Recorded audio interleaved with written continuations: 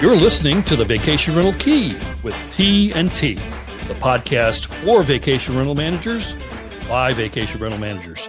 I'm Tim Cafferty, and I manage two companies, one in Virginia and one in North Carolina. And I'm one of the two T's. And I'm the other T, Tiffany Edwards, born and raised in the vacation rental business. I help manage our family businesses from Key West all the way to Kauai. In the next 30 minutes, we're going to give you our keys to success in the vacation rental business. Welcome back for another really exciting episode. I cannot wait to dive in today, Tim. Well, it's a good thing because the season is upon us and I'm already into it. So let's go. Today, we're going to talk about what all you need to do to get yourself ready for peak season. And there's quite a few lists that you need to be checking twice. Amen, sister. We're into it. This podcast is being dropped on Memorial Day, so I'm sure some of you said, well, you're a little late on this, but better late than never. And we've actually broken it down into three areas. We like our takeaways, and so we've got three areas we've kind of organized your organization for the season. The first one would be preparing for the season. Then we're going to talk about the season itself as we get going. And then maybe the post-mortem after the season is over, what not to do and what maybe you should do as you've learned over the next 90 or 100 days. I am ready to roll, and I know you are too. So let's go ahead and get started on preparing for season. So Tim, how long do you think that you really need to start communicating with your staff and reviewing some of these items, looking at that peak season timeframe? Well, you're going to get me on my soapbox here. I would say that it starts during budget time, which should have been several months ago, maybe even last year, preparing for this year. What are our expenses going to be? What's our income? How much payroll and so on? But for me, our season traditionally, Memorial Day to Labor Day, we'd love to say it extends on either side, but the reality is that's go time, right? And so as we prepare for this past weekend, if you will, we started pretty much in January, Tiffany, as we thought about things like the materials we're going to need, the staffing we're going to need, the training that we're going to need. And it does take time to get that just right. How about you? Yeah, absolutely. And one of the things that we do in preparation of that staffing, and one of my absolute favorite key takeaways that we do for all of our businesses, is a housekeeping meeting. So to make sure we build in, all of our housekeepers are contractors, but we want to build in ties and relationships with these housekeepers. So we know during peak season, they're going to show up. We do have some housekeepers we keep all year round, but obviously during the peak season, we need a lot more. So we put a fun little luncheon together. We usually have our owners or our general managers there helping cook hot dogs and hamburgers. We sit all the housekeepers down at the table. Anyone who's reached out to us, any of our housekeepers who have been with us for a very long time. And we really talk through what our processes are. We talk through what expectations are. We make sure that it's a really fun event for these individuals. And I think that that really helps build the expectation. We also help too, for a lot of the housekeepers, talk through how they can create their own businesses and provide them supporting materials so that they can be a contractor. That's really important. And many of you out there use contract services to clean your properties. I use employees, and there is a very distinct difference. Employees, I can direct to do whatever. Contractors, you can give them your guidelines, but you really shouldn't have that control over exactly how they do the job. You can give them guidelines, and that meeting that you described is great. For our purposes, this past weekend, for instance, Memorial Day weekend, we had 5 training sessions for our staff. Friday morning, Friday afternoon, Saturday morning, Saturday afternoon, and Sunday afternoon, whether it be a quality control person or one of our employee housekeepers. We went through all the chemical usage. We went through our standard property appearance, handouts. All this takes time to prepare. And then the one that I thought we really were good on this year was we went to a property after the meeting and we had a scavenger hunt, so to speak, where the team that was there for that meeting had a checklist and they could find 17 things that were incorrect in the way that we've prepared the property. And we went there before, of course, and purposefully didn't put a towel on a bed or didn't put the soap out in the proper position or the coffee maker was not in the right spot. And whoever got through that list and found all 17 items first got a little prize. It was pretty cool. I love that. We've done that before too, where we've hidden gift cards in Sure. places where they should be looking, but don't always do that. I love that incentive component to it. I have a quick story there. I used to do that years ago. I would go in properties and I would hide money in like the toaster and the oven and so on. And then we had guests calling, we found a $20 bill in the oven. That was not exactly what I had in mind. Oh, so we've refined that. That's a good one. The other thing too is when you look at from a contractor for services, you really need to know who your preferred vendors are. Absolutely. For some of our markets, AC's going to go out. Peak season where you have nowhere to move the guests, you need to make sure that you have someone on speed dial to help in any of those areas that could be very problematic for your owner and more importantly, your guests. And so who's going to come out and answer the phone for you after hours? And do you trust their work? So when we talk about preparing for the season, I hope you all already have, if you do welcome bags, I hope you ordered those months ago because the tariffs are in place now. So you're a little out of luck there. How many soaps do we need? What's your inventory par? Have you done an inventory count on what you have? Do you have free par, which is what the recommendation would be? And those kinds of things can be done well in advance, much prior to the meetings we're talking about. And then how about policies? Making sure policies are in place in advance of the season. You've done very well with this, Tiffany. Yeah, so we look at our hurricane policy specifically every year. That's one of the ones that I just want to make sure it is very well communicated with our staff. Our number one priority is to protect that investment and a return of investment for our owners and also make sure that our guests are safe. And so we need to make sure that anyone that works with us knows exactly what needs to be done prior to a named storm, when there's a named storm, and then if we have to return. And then the other policy that we really hone in on is expectations for our staff during peak season. Hours may not look the same. Responsibilities may be shared. There were many times that I just spent days going and stripping beds, even though I was technically supposed to be checking people into the front office. It is a team building time frame, and you really need to communicate that with your staff. Particularly if you have a quick ramp up, which is what we had this year. May was a little softer than usual. And quite frankly, I think we got a little fat and happy in some of the departments where the maintenance techs were able to clock out at 4:30 and get the convenience store on the way home. No, I need you till 6:30 now, buddy. Sorry. We're in the hospitality business, and that does not have regular hours. Nor does it have holidays, Tim. So because I grew up in the business, 4th of July to me was one of the worst and hardest days and weeks. So I've never understood what a holiday off is, but you really need to make sure you communicate that with your staff as well. Whether your summer is your peak season or there's another time that is your peak season, there are holidays that fall, and those holidays aren't necessarily given to anyone.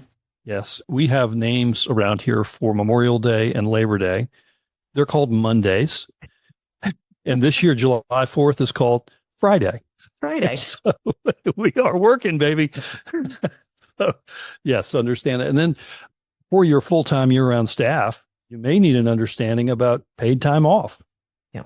You maybe are on a slippery slope if you say you can't take off. I think the Employment Security Commission may have something to say about that, but you can certainly frown upon any time. The thing that we say all the time is, okay, you're leaving. Who's covering for you? Because that's the issue, right? All of us have important jobs to do in whatever role we have. And if you're not there that day, somebody has to take up the slack. And you need to consider that when you take your time off as well. Absolutely. And those are just ways that you can communicate. But even more importantly, Tim, we can add in, how do you keep those staff members and your team excited and encouraged during that peak time? So rolling into then what looks like season is on us. How do you usually keep those team members engaged? Well, I think the frontline folks are the ones I concern myself the most with. Our maintenance techs, for example, who are on the road on Saturday. They're out by 8:30, and many times they're working till 7:30 or 8 o'clock that same day before they're wrapped up. And it can get quite tiring. So we put a policy in place last year where we give them a holiday once a month. You get an extra day off this week. Go recharge your battery. Don't do anything involving work. And we found that to be effective, but you really have to be creative and adapt yourself to the best ones and make sure they're all happy and check in with them. That's the other thing. Do that check in. How's your heart? How's your mind? Everything good? Are you loving it still? Not so much, but we used to call it the 100-day war.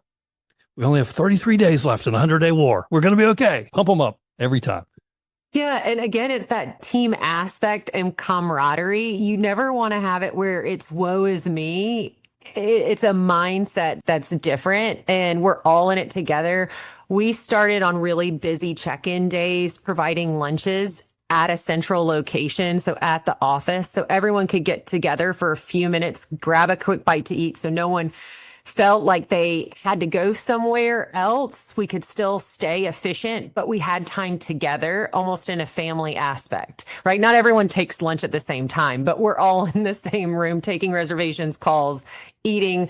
So for any of our inspectors or anyone who's out on the road in the front line had that availability. So we told you there were 3 areas. We're obviously really diving into this prep for the season. A couple other things on my list for prepping for the season, Tiffany, and you and I have talked about this offline before. That is testing your systems, making sure those things are working the way you think they were working, and making sure that you, whoever you are, most of you listening to this podcast are either an owner of a vacation rental company, an owner of a vacation rental itself, or a mid to high level manager. Have you gone into the property with a set of guest eyes to make sure it is what you think it is? Tiffany knows I just had an experience where I rented a property in her area and I shared with her my frustration. I feel like I'm pretty good with technology. I could not get the flipping TV on in the master bedroom to save my life. Just ask Deb. She was like, are you going to give up on this? No, I am going to make this TV work. But the remotes were not a help. And there was no instructions anywhere to find out how to turn on the TV in the master bedroom. So those kinds of things. And then the guest communication. How are you communicating with the guest? And are you communicating with the guests? Are you checking in with them during their stay to make sure everything's okay? If you only communicate with them before they arrive and as they depart, you are missing it. Absolutely, especially if they are renting outside of your direct website. You're really missing the boat on your branding opportunity and loyalty. But Tim, that's such a good point to go into a house and look at it from terms of a guest. One of my biggest pain points is during peak season. So I used to answer the phone. One of the positions I had early on with my mother is I answered the phones and I would be almost the maintenance dispatcher. So it was about, I think 13 when I started that. And so all of the calls that come in are those communication points that we don't need. My AC isn't working. Well, it's not working. You've had the door open and, you've been bringing all your things in. My refrigerator's not working. Well, it's not working because you have loaded it with all these groceries and the groceries have been sitting in your car for an hour. So making sure that you communicate that. And one of our companies does this. So the refrigerator, they have a laminated sticker that says the refrigerator might be a little warm, but we've inspected, it's completely clean and disinfected. So please give it some time. So it's not even something that's in a packet where guests will just not think about it, but it's right there. And it gives them also a sense of, oh, wow, this is so clean. Someone's inspected this here and it's laminated and it stays in the refrigerator. And that was one of my favorite things in one of our properties that we went into, but it prevents those additional calls that slow down your workday. That's a great point about prepping your staff, those frontline people answering the phone. We still do get phone calls, and usually they're 911 emergencies from somebody very stressed out about the air conditioner not working properly. And the poor gal answering the phone is, 24 years old. She doesn't know. You need to train her. You're going to get this kind of call. You're going to get this kind of call. You're going to get this kind of call. And this is how we want it handled. That's good on you for that. So communication internally with your staff, and then making sure what communication you're sending out externally to your guests. Check it. Very good. All right. So let's transition now. The season is on us. It is Memorial Day Monday. We have all these guests in house. How about some things here that we can look at? How about extra help? Not being caught by surprise on turnover day when you have perfectly scheduled the day for housekeeping. You have all the QC people you'd ever need, and then 3 of them call out. Oops. We have 12 houses we need to clean, Tiffany. What are we going to do? Oh my God. And by the way, they've called out, and the houses that they've been assigned to the people who showed up at 7 a.m. to get, Always. and they've driven through the night Yes. with 6 kids in the car, Yes. and they're very angry. Yes. So making sure again that you have individuals that you can call. I think the other for us as well, for our properties that have laundries, making sure that we have people who work late into the night to wash and have all of those items prepped and ready to go, and have extra bundles of laundry so that if someone else is coming in, they can quickly grab. So really looking holistically at your business and saying, where are those kind of pain points? Where are we going to be backlogged, and where do we need people? We also hire more inspectors during peak season for our areas that are peak for summer. We hire a lot of teachers because they work just 2 or 3 days a week. It's enough for them and what they want in the capacity, and they know the area pretty well, and they like the work of being out and about in the community. So that's really helpful for us, but you really need to make sure the housekeeping is really where it starts. I would say I've got 2 more big ones on my list here for in-season preparation, if you will. One of them is, does operations know what's coming? And so what I mean by that is maintenance, housekeeping, inspections, whatever ops means for your company. So for instance, last week, if I had done a check-in report for this past weekend, I would have seen I have X number of arrivals. Great. Got them scheduled. We're good to go.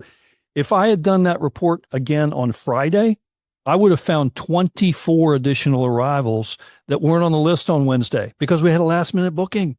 Oh my Lord. Do you have a communications process in place? Reservations knew they were coming because we have the leaves, we have the payment. Oh yeah, great. The house is open. I booked it. Hooray. Oops.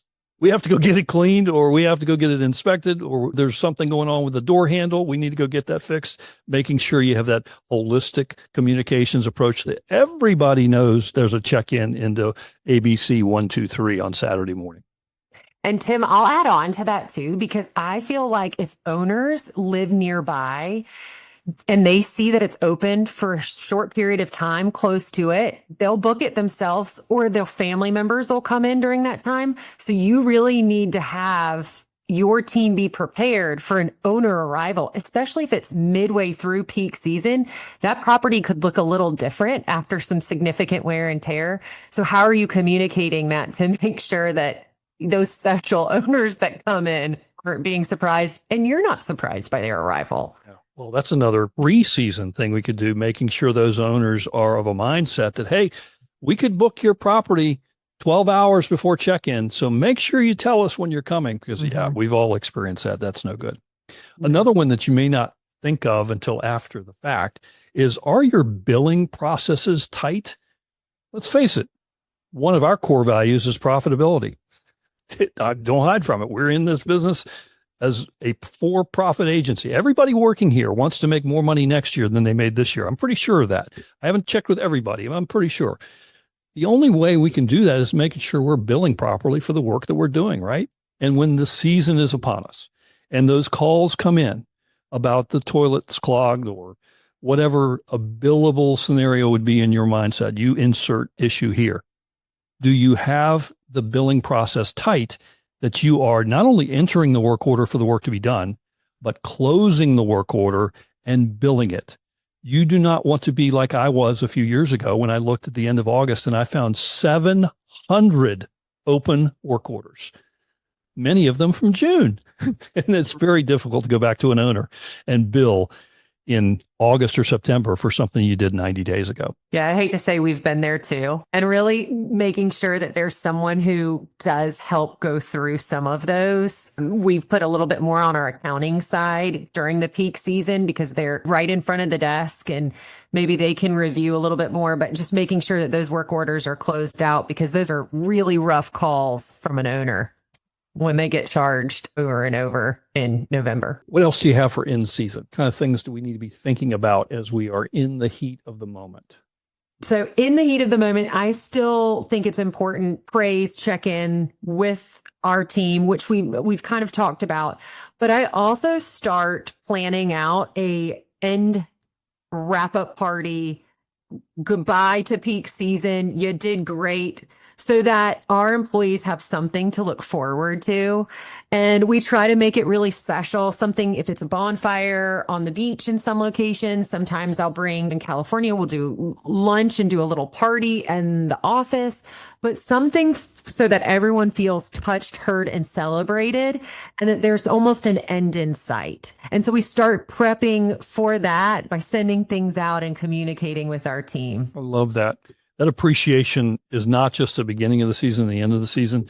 For those of you that are rental management company owners, your presence is a point of appreciation. I'll do a little self-brag here, or at least self-awareness here. For the last 20 years, I have been the first one at work on Saturday morning. I come in at 5:30 on Saturday morning, and I help the cleaners load their cars because they come here to get the materials to clean the houses. I ask about their children. I find out what's going on. And first of all, can't believe I'm actually the owner of the company. I'm just Tim, the warehouse guy who gets here early.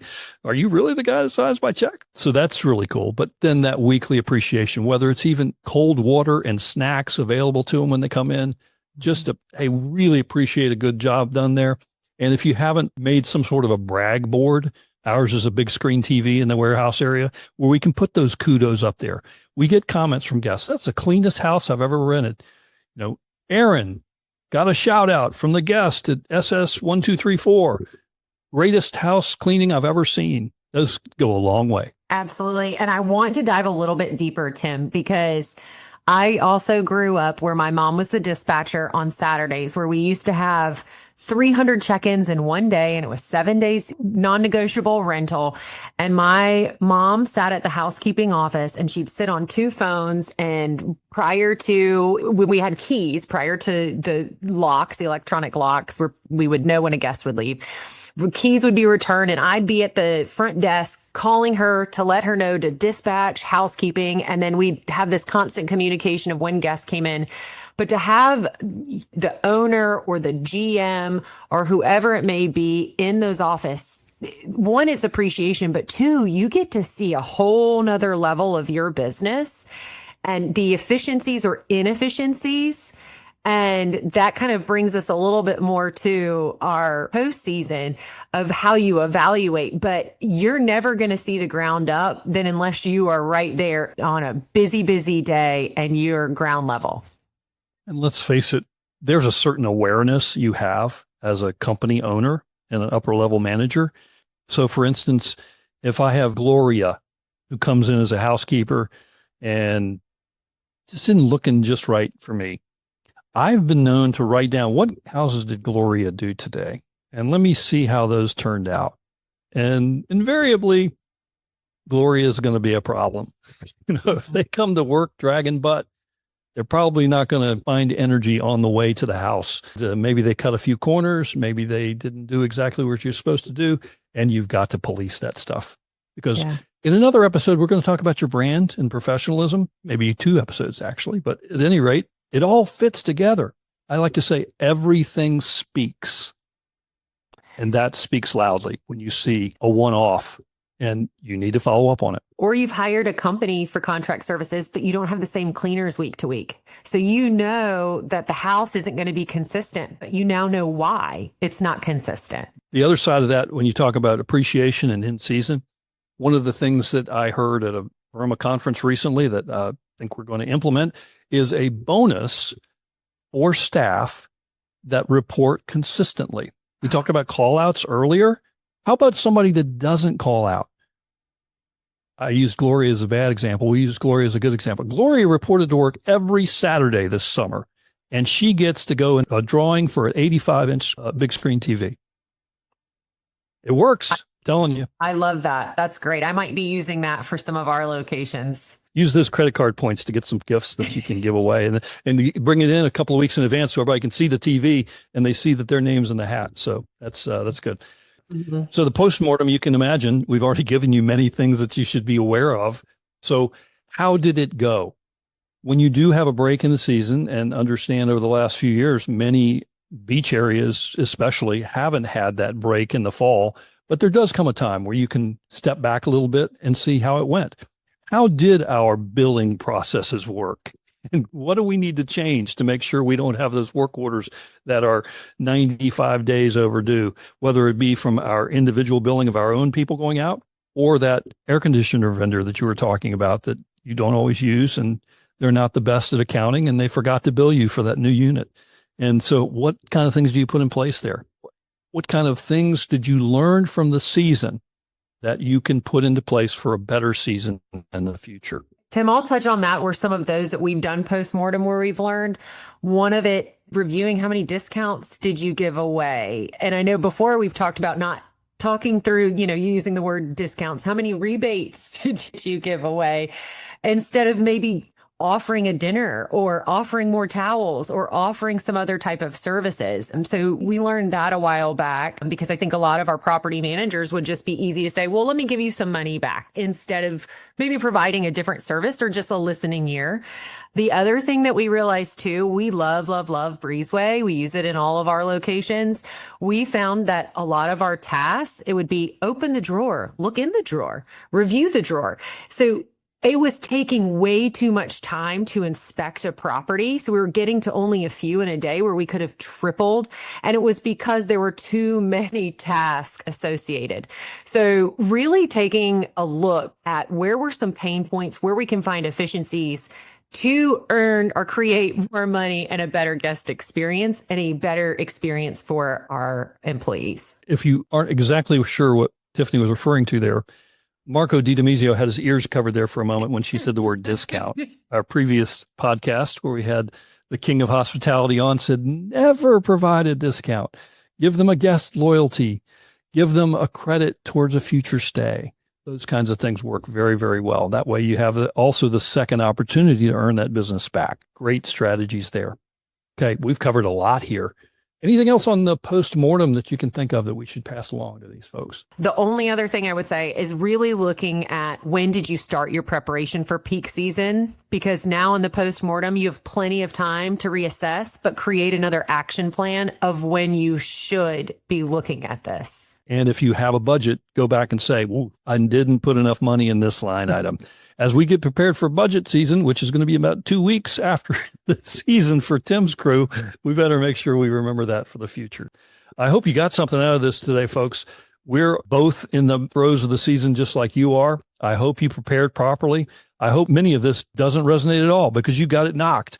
But maybe for a few of you, you were able to jot down a few things that you can improve on, and we are glad to help. And I can't wait. Next week, like you had mentioned, next episode, we'll be touching a little bit more on brand, and all of this is hand in hand because you got to build that brand loyalty. So this is the stairway to get you there. So that's it for this edition of the Vacation Rental Key with T&T. We are so glad you're with us. Don't forget to send us a message. You can find us at our website. Spell it all out. The Vacation Rental Key with T and T. Or you can find us on social media, which Tiffany's doing a great job putting out for you guys. We love to hear from you. And if you don't mind, look at that podcast app that you're using right now. There's an option up there for you to give us a review. We would love a 5-star review if you can. Helps us get more listeners and helps us spread the word about being more professional in what we do and what we love. Thanks, guys. Until next time. So long, everybody. Bye-bye.